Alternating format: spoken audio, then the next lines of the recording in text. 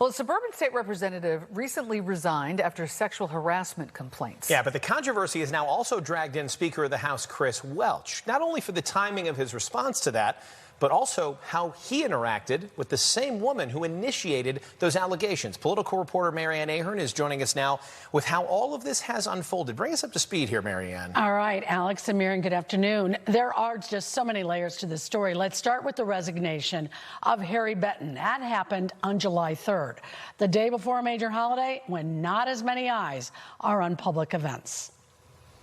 The Plainfield office for former state representative Harry Benton no longer has his name on the door. He was forced to resign on July 3rd after a young woman staffer alleged sexual harassment complaints.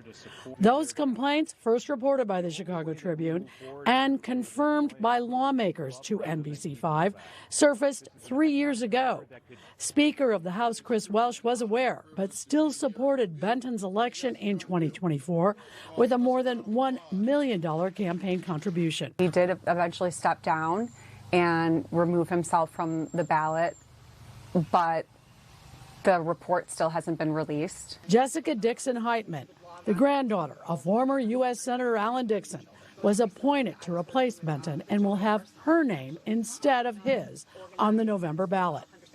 Questions have surfaced about not only why did it take Welch 3 years to call for Benton's ouster, but also why did the Speaker of the House interact with that same former Benton staffer by liking her social media activity with heart emojis. If you are in a leadership position, you shouldn't be sending any sort of responses to any of your staff's social media, whether you're a male or a female. Governor Pritzker weighed in as well today. The Speaker has a responsibility to be utterly and completely transparent about the situation, to make sure that he is letting the public know, as well as in particular his members know exactly what happened. Lawmakers are calling for the release of the Inspector General's report on this controversy.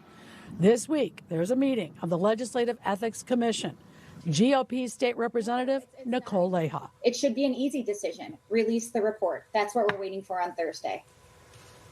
I have reached out to Speaker Welch's office by email and by phone, to several of his staffers, by the way. No one has responded today. It is very unlikely that report will be released tomorrow. The person filing the complaint, Benton himself, as well as the Inspector General and the Attorney General, they all get 5 days to review and respond to it first. So it will take some time before we do see the report. But maybe a higher likelihood down the road that yes, we could see that report. Especially with public pressure. Got it. Okay. Thanks, Ann. Thank you, Ann.